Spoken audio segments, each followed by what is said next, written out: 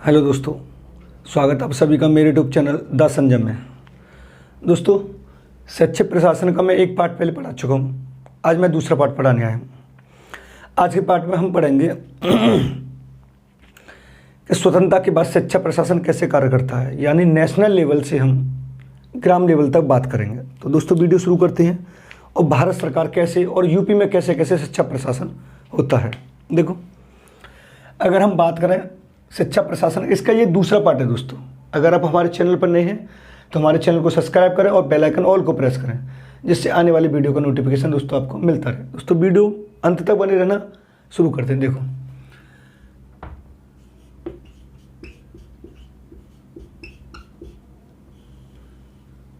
स्वतंत्रता के बाद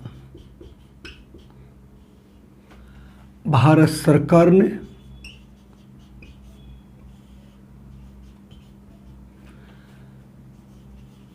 शिक्षा विभाग को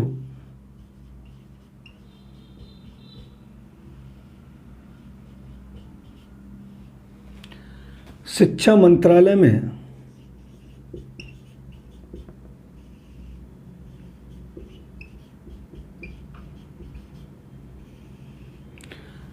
मंत्रालय में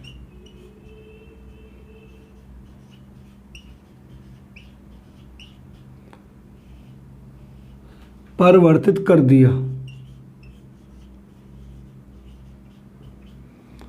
यानी शिक्षा विभाग को शिक्षा मंत्रालय में परिवर्तित कर दिया 1957 में।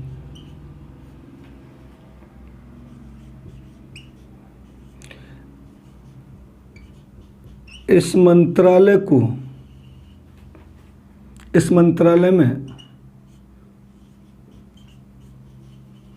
दो विभाग जोड़े गए।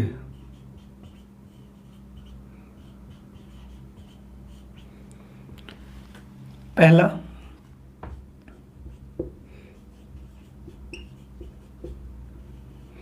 शिक्षा मंत्रालय, दूसरा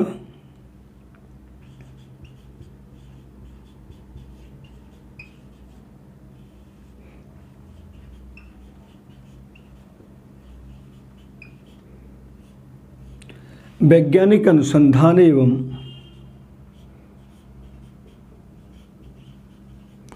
सांस्कृतिक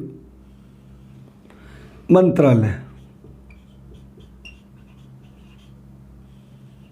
समझना दोस्तों, अब स्वतंत्रता के बाद भारत सरकार ने शिक्षा विभाग को किस में परिवर्तित कर दिया? शिक्षा मंत्रालय में। और फिर नेक्स्ट लाइन से हम देखेंगे तो 1957 में इस मंत्रालय में, यानी शिक्षा मंत्रालय में दो विभाग बनाए गए, एक शिक्षा मंत्रालय और दूसरा वैज्ञानिक अनुसंधान एवं सांस्कृतिक मंत्रालय। यानी आप वर्तमान में हम देखें तो भी शिक्षा मंत्रालय, लेकिन इसके बाद अभी मैं पढ़ाऊंगा आपको तो MHRD हो गया, फिर उसके बाद दोबारा शिक्षा मंत्रालय हो गया। अगर ये क्वेश्चन ये आता है दोस्तों कि स्वतंत्रता के बाद भारत सरकार ने शिक्षा विभाग को किस में परिवर्तित कर दिया था? शिक्षा मंत्रालय में। और इसमें दो विभाग बनाए गए थे 1957 में, शिक्षा मंत्रालय और वैज्ञानिक अनुसंधान एवं सांस्कृतिक मंत्रालय। आप इसको नोट कर लें, फिर आगे चलते हैं। आज की वीडियो में दोस्तों आपको 2 से 3 क्वेश्चन मिलने के पूरे चांस रहेंगे। ठीक दोस्तों, वीडियो में अंत तक बने रहना। अब चलते हैं आगे।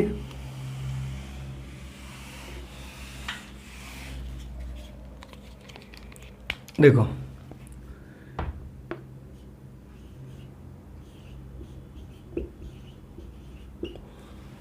1964 और 65 में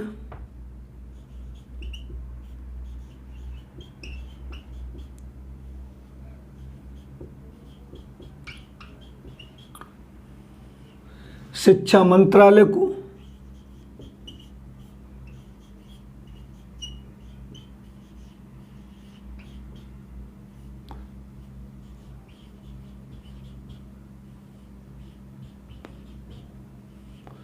पुनर्गठित किया गया और इसमें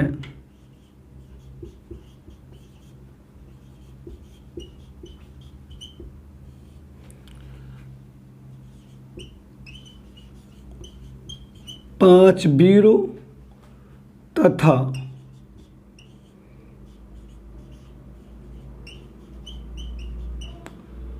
4 डिवीजन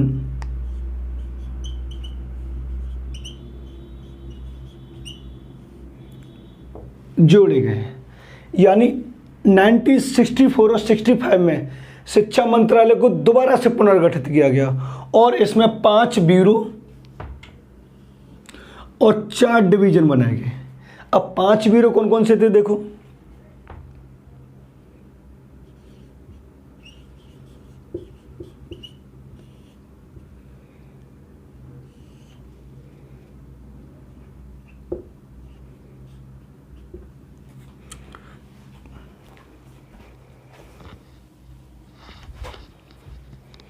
देखो पहला हम बात करते हैं तो विद्यालय शिक्षा, ठीक है दोस्तों। दूसरी बात करते हैं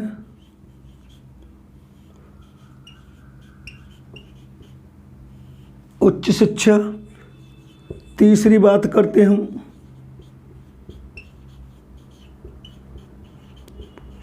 छात्रवृत्तियां। नेक्स्ट बात करते हैं नियोजन तथा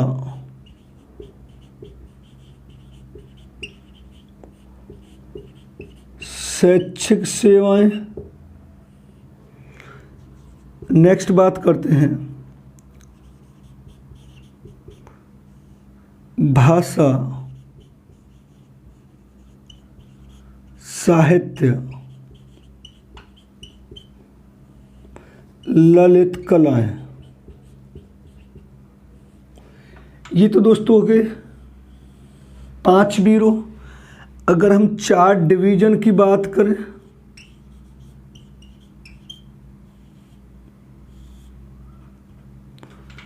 तो इसमें देखो दोस्तों पहला आएगा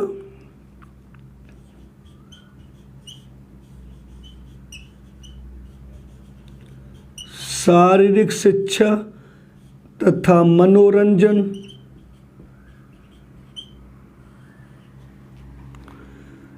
दूसरा आएगा बाह्य संबंध।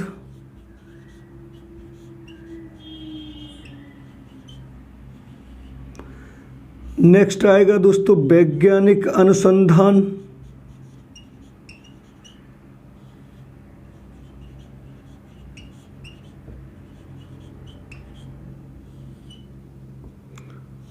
और लास्ट आएगा दोस्तों प्रशासन। ये इसके 4 डिवीजन है दोस्तों। अगर उसने कहा कि 1964 में शिक्षा मंत्रालय को दोबारा से पुनर्गठित किया गया, यानी दोबारा से उसे रिन्यू किया गया, दोबारा से उस पर बल दिया गया और उसमें 5 ब्यूरो 4 डिवीजन जोड़े गए, यानी फिर दोबारा से इसमें नए नए विभाग बनाए गए। अब 5 ब्यूरो कौन कौन से थे दोस्तों, यानी सबसे पहले ये विद्यालय शिक्षा पर कार्य करेगा, उसका ढांचा देखेगा, फिर उच्च शिक्षा पर कार्य करेगा, छात्रों को स्कॉलरशिप देगा, छात्रवृत्तियां देगा और नियोजन तथा शैक्षिक सेवाएं देगा। यानी किसी शैक्षिक उद्देश्य को प्राप्त करने के लिए पहले से प्लानिंग बनाई जाएगी कि कौन कौन से कार्य किए जाएं, कौन कौन से कार्य नहीं किए जाएं। और भाषा, साहित्य और ललित कलाएं, इन पर बल दिया जाएगा। यानी प्रत्येक छात्र को अपनी भाषा और साहित्य को बोलने का पूरा पूरा अधिकार है। अब 4 डिवीजन की बात करते हैं दोस्तों, तो इसने शारीरिक शिक्षा और मनोरंजन पर भी बल दिया। यानी प्राथमिक स्तर में हम देखेंगे तो जो पीटी हुआ करती है, जो फिजिकल एजुकेशन के टीचर हुआ करते हैं, तो शुरुआती दौर में जो प्रेयर होती है सुबह सुबह, तो उसमें बच्चों को पीटी करा दिया जाएगी, जिससे उनका शारीरिक स्वास्थ्य भी अच्छा रहेगा और उनको आनंद भी आएगा। बाह्य संबंध यानी बाहर के संस्थाओं से और बाहर के कॉलेज और जो स्कूल उनसे संबंध रखना है। वैज्ञानिक अनुसंधान यानी छात्रों को शुरू से ही एक साइंटिफिक सोच दे के चलनी है। और प्रशासन, और उनको अच्छी तरह से प्रशासन करना सिखाना है। आप इसको नोट करें दोस्तों, फिर आगे चलते हैं। अब ये पूछे किस ईयर में ये जोड़े गए, तो 1964 और 65 में। किसने, शिक्षा मंत्रालय ने। कितने वीर, 5 डिवीजन, कितने, 4 हैं। आप इसको नोट कर लें दोस्तों, फिर आगे चलते हैं।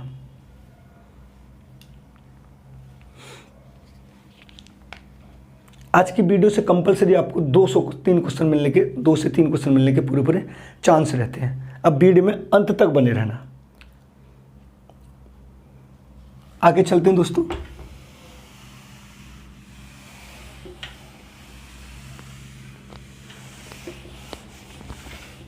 नेक्स्ट देखें,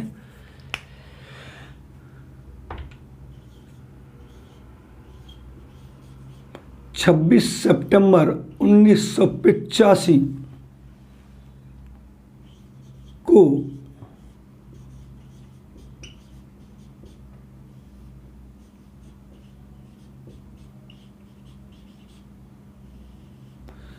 शिक्षा मंत्रालय का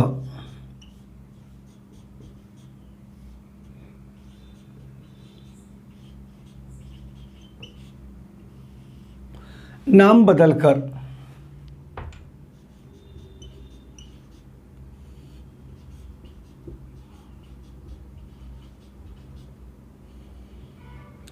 मानव संसाधन विकास मंत्रालय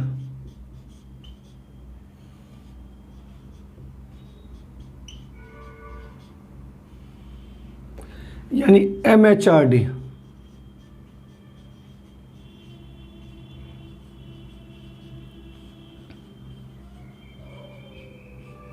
रख दिया गया और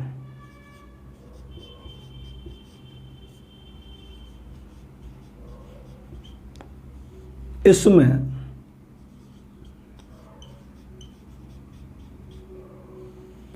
पांच विभाग बनाए गए।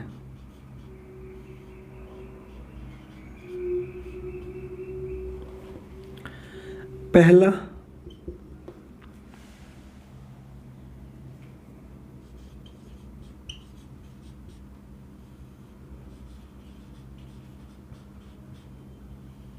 शिक्षा विभाग,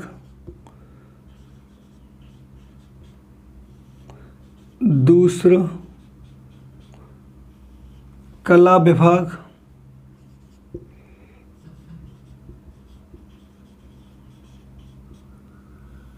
संस्कृति विभाग,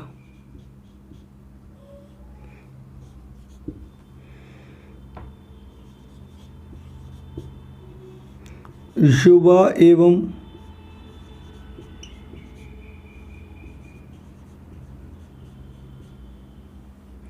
खेल विभाग,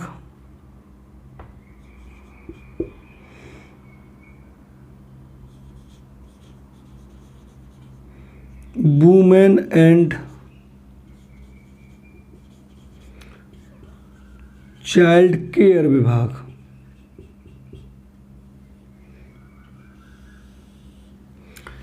अब दोस्तों सुनो, अगर ये पूछता है कि MHRD की स्थापना कब हुई तो 26 सितंबर 1985 को, यानी 1947 से स्टार्ट हुआ था। शिक्षा विभाग का नाम बदलकर शिक्षा मंत्रालय रखा। फिर शिक्षा मंत्रालय को दो भागों में बांटा गया, शिक्षा मंत्रालय और वैज्ञानिक अनुसंधान और शासन मंत्रालय। फिर उसके बाद उसमें 5 ब्यूरो 4 डिवीजन जोड़े गए। फिर 26 सितंबर 1985 को शिक्षा मंत्रालय का नाम बदलकर मानव संसाधन विकास मंत्रालय यानी MHRD रख दिया गया। और उसमें कितने विभाग बनाए गए दोस्तों?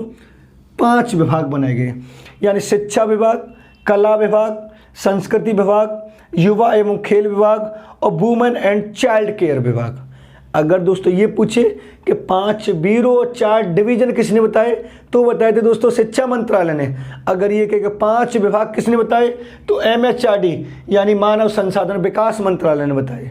अब ये पूछे कि MHRD की स्थापना कब हुई तो 26 सितंबर 1985 को। मैं यहाँ पर भी लिख दे रहा हूँ, इसकी स्थापना हुई 26 सितंबर 1985 को।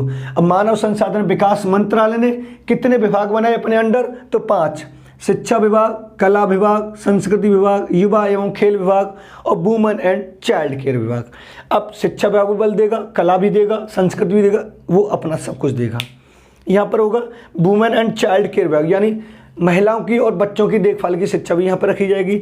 युवा एवं खेल विभाग, अभी आपने एक देखा होगा जो मीराबाई चानू जो अभी सिल्वर मेडल जीत के लाए हैं तो उस मनपुर की, तो उन भारत सरकार ने उसको सम्मानित किया है और एक गवर्नमेंट जॉब दी है एएसपी की, तो वो सब कौन देता है? ये वाला देता है। संस्कृति विभाग, जब हम एक व्यक्ति दूसरे व्यक्ति की संस्कृति को बनाए रखता है, राजस्थान का है, पंजाब का, सबको अपनी अपनी संस्कृति को बनाए रखने का अधिकार है, वो कौन सा होता है? संस्कृति विभाग। कला विभाग आपने देखा होगा, जो हमारी ऐतिहासिक धरोहर है उनमें रखा जाता है।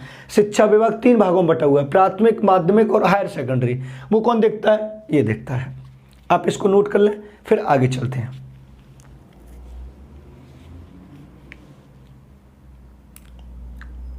अगर ये पूछे कि एमएचआरडी का नाम स्थापना कब की गई, तो 26 सितंबर 1985 को।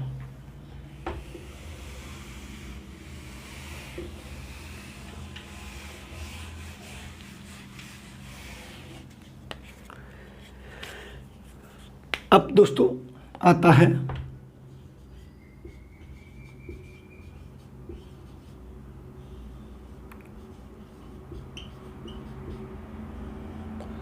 प्राथमिक शिक्षा का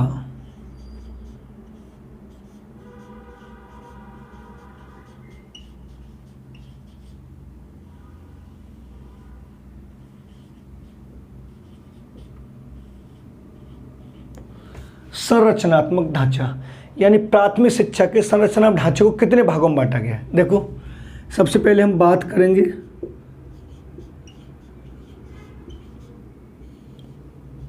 राष्ट्रीय स्तर पर, दूसरा बात करेंगे हम राज्य स्तर पर,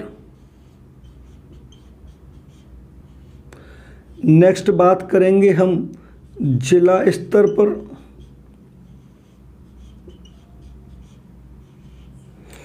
नेक्स्ट बात करेंगे ब्लॉक स्तर पर,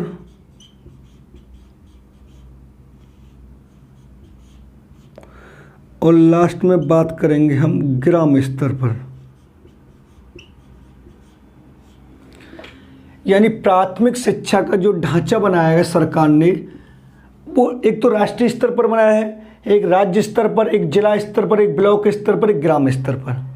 अब इनके अंडर कौन कौन आता है, इनके अंडर कौन कौन आता है, इनके अंडर कौन कौन आता है, जो हम इनको डिटेल में पढ़ेंगे। ठीक है, तो अभी आप इसको नोट कर लें, फिर हम बात करते हैं उसके राष्ट्रीय स्तर की।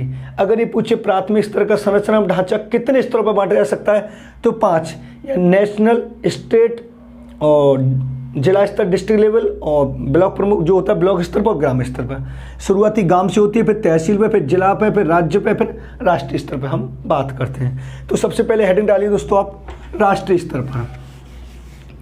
अब देखो राष्ट्रीय स्तर पर कैसे होता है।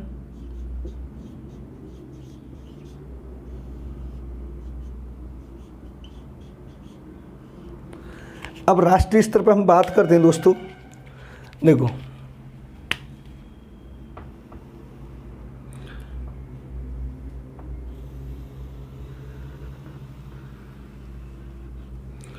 अब राष्ट्रीय स्तर पर दोस्तों 3 भागों में बांटा जाता है इसे।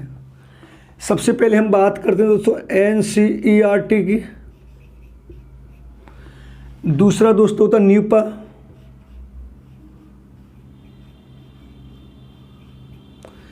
नेक्स्ट दोस्तों होता है एनसीटीई। ये 3 स्तरों पर कार्य करती है दोस्तों। थोड़ा मैं बड़ा बड़ा लिखूं इसको,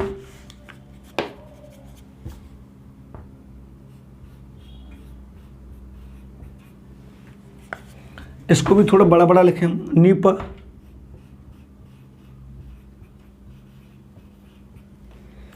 और ये होता है एनसीईआरटी।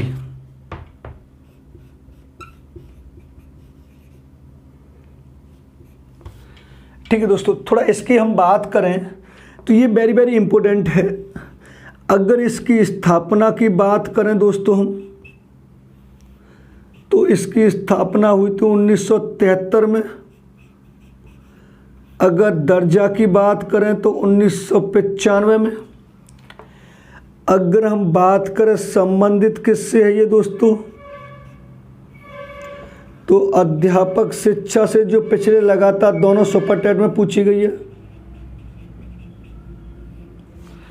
अगर इसकी फुल फॉर्म की बात करें हम, तो नेशनल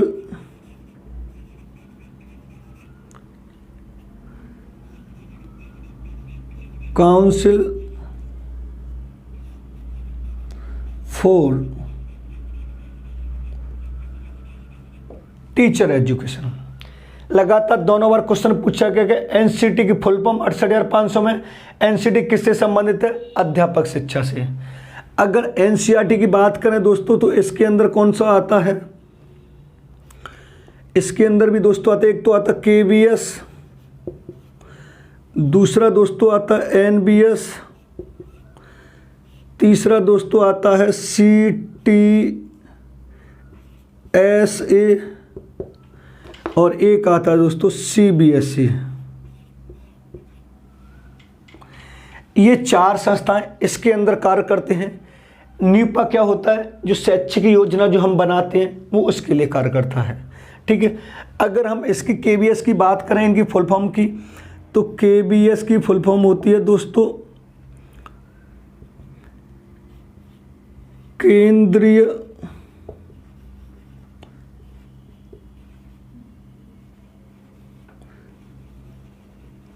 विद्यालय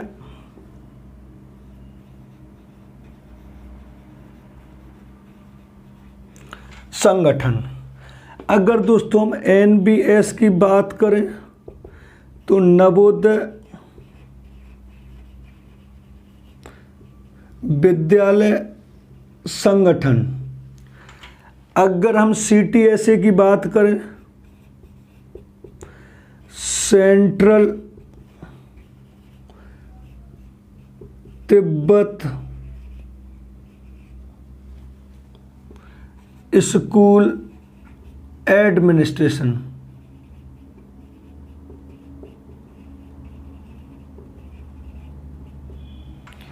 सीबीएसई की आप जानते हैं central board of secondary education. अगर दोस्तों ये कहता है कि राष्ट्रीय स्तर पर प्राथमिक शिक्षा की कौन कौन सी संस्थाएं कार्य करती हैं, देखती हैं, तो एक तो एनसीईआरटी होती है, एक न्यूपा होती है, एक एनसीटी होती है। अगर ये पूछता है कि एनसीटी की स्थापना कब हुई? 1973 में। दर्जा कब मिला? 95 में। संबंधित किससे? अध्यापक शिक्षा से। और इसकी full form national council for teacher education. अगर हम बात करें एनसीईआरटी, तो एनसीईआरटी के अंदर 4 संस्था कार्य करती हैं दोस्तों। एक तो केवीएस, एनबीएस, सीटीएसए और सीबीएसई। अगर ये पूछा केवीएस की फुल फॉर्म क्या है, तो केंद्रीय विद्यालय संगठन, जो आपने नाम सुना होगा। एनबीएस की नवोदय विद्यालय संगठन। सीटीएसए की central Tibet school administration. CBSE की आप जानते ही हैं। अब नीपा की फुल फॉर्म लिख दें हम,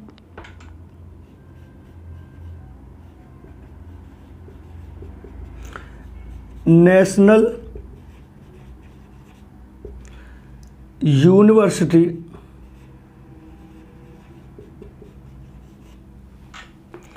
एजुकेशनल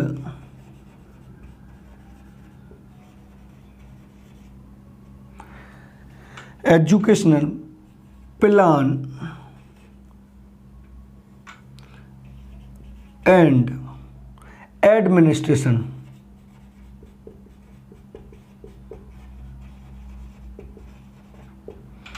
ये दोस्तों हमारी कार्य करती हैं राष्ट्रीय स्तर पर। ये पूछे कितनी है, तो एनसीईआरटी, न्यूपा, एनसीटी। ठीक है, अगर इसकी स्थापना की बात करें दोस्तों, तो इसकी स्थापना हुई थी 1961 में। ये तो नहीं हुआ, तो आप इसको नोट कर लें। फिर इसके बाद मैं चलता हूँ स्टेट लेवल पर, यानी राज्य स्तर पर क्या क्या होता है। फिर उसके बाद चलूंगा मैं जिला स्तर पर, फिर उसके बाद ब्लॉक स्तर पर, उसके बाद ग्राम स्तर पर। आप इसको नोट कर लें, फिर आगे चलते हैं दोस्तों।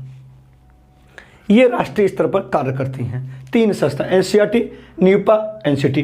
न्यूपा की फुल फॉर्म मैंने लिख दी है, केवीएस की लिख दी है, सीटीएसए की लिख दी है, सीबीएसई की तो आप लोगों को पता ही होगा, central board of secondary education. NCT की मैंने लिख दी है, national council for teacher education. स्थापना 73, दर्जा 95। आगे चलते हैं दोस्तों।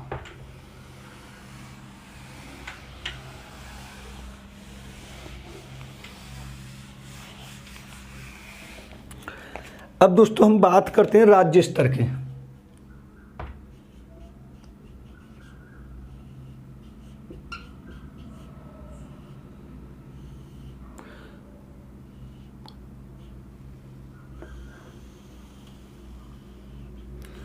अब राज्य स्तर पर देखो, एक होता है दोस्तों एससीईआरटी, एक होता बेसिक शिक्षा परिषद,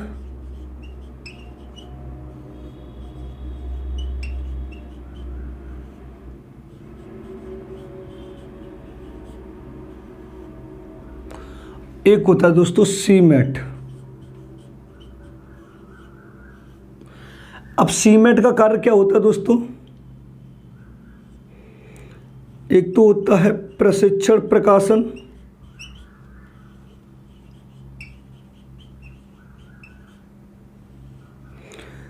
दूसरा दोस्तों होता है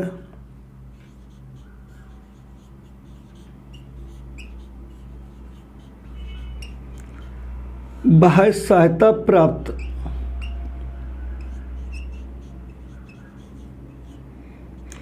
कॉलेजों का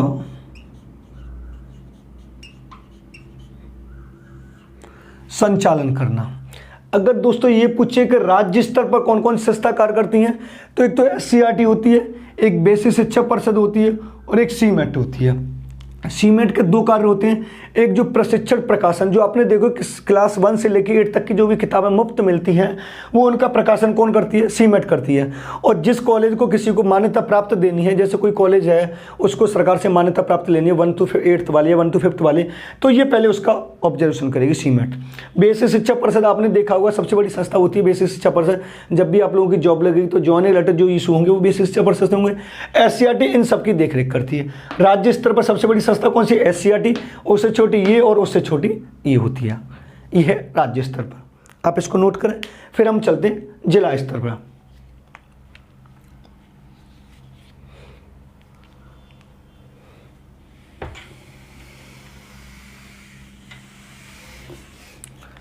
अब बात करते हैं दोस्तों जिला स्तर पर। देखो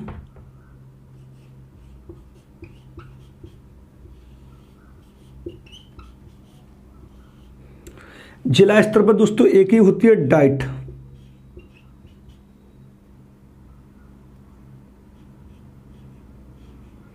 डाइट होती है। अब डाइट की अगर स्थापना की देखें हम, स्थापना दोस्तों, तो इसकी स्थापना हुई थी 1987 में।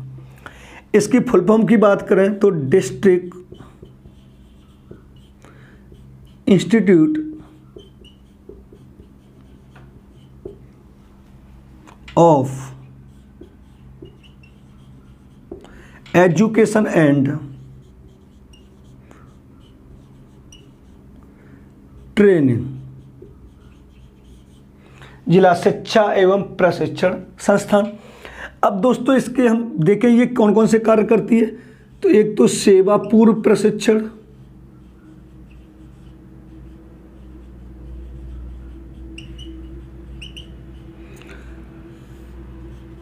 सेवाकालीन कार्यानुभव,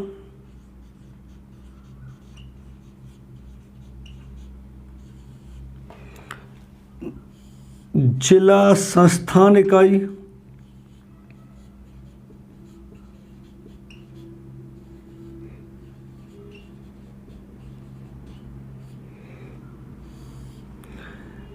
तकनीकी विभाग,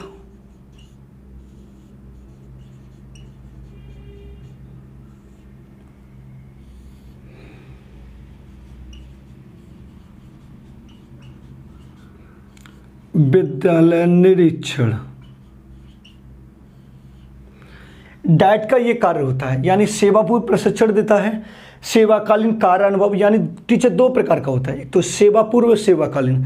अभी आप लोग BEd BTC कर लिया आप लोगों ने, तो आप कैसे सेवापूर्व, जब आपकी जॉब लग जाएगी तब आप कैसे होंगे, सेवाकालीन होंगे। जिला संस्थान इकाई होती है, सब कारोबार देखते हैं जिला का। तकनीकी विभाग भी इसमें खोले जाते हैं, जब कोई नई नई टेक्नोलॉजी आती है तो सबसे पहले डाइट पे आती है, फिर डाइट से पूरे उसमें बढ़ती है। और विद्यालय निरीक्षण, कभी कभी विद्यालयों का निरीक्षण भी होता है, जैसे कभी जो लोग डाइट से BTC करते हैं उनको उसके लिए इंटर्नशिप के लिए बाहर भेजा जाता है, तो विद्यालय निरीक्षण। अगर ये पूछे डाइट की फुल फॉर्म क्या है, तो district institute of education and training, स्थापना कब हुई, 1987 में। ये जिला स्तर पर सिर्फ एक ही संस्था होती है दोस्तों, डाइट। आप इसको नोट करें। फिर चलते हैं ब्लॉक स्तर पर।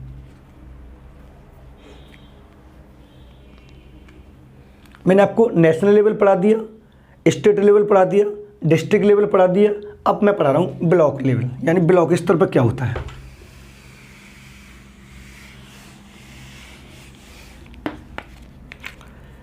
अब बात करते हैं दोस्तों ब्लॉक स्तर की।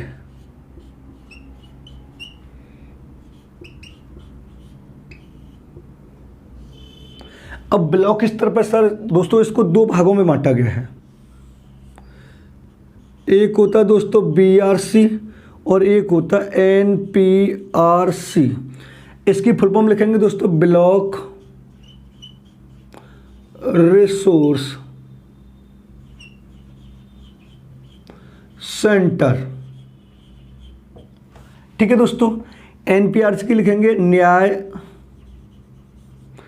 Panchayat resource centre.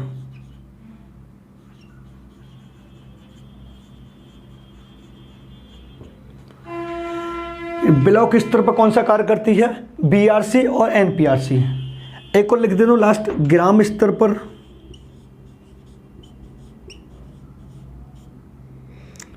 ग्राम स्तर पर होती है ग्राम शिक्षा समिति।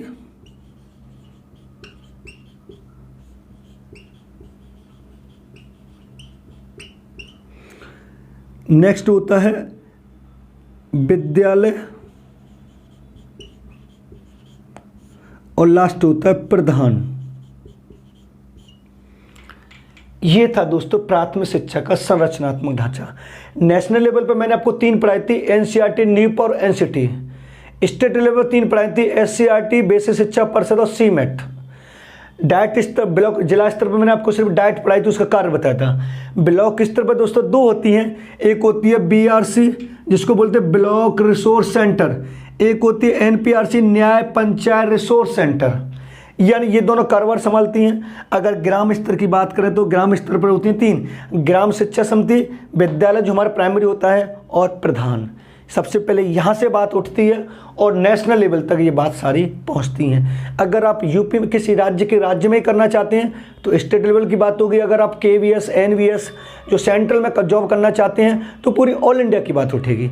ये था दोस्तों प्राथमिक शिक्षा का संरचनात्मक ढांचा। ये था शैक्षिक प्रशासन का दूसरा पार्ट। ठीक है दोस्तों, अगर दोस्तों वीडियो पसंद आया तो वीडियो को लाइक करें और शेयर करें और कमेंट करना ना भूलें। अगर आप हमारे चैनल पर नए हैं तो हमारे चैनल को सब्सक्राइब करें और बेल आइकन ऑल को प्रेस करें, जिससे आने वाले वीडियो का नोटिफिकेशन आपको मिलता रहे। धन्यवाद दोस्तों।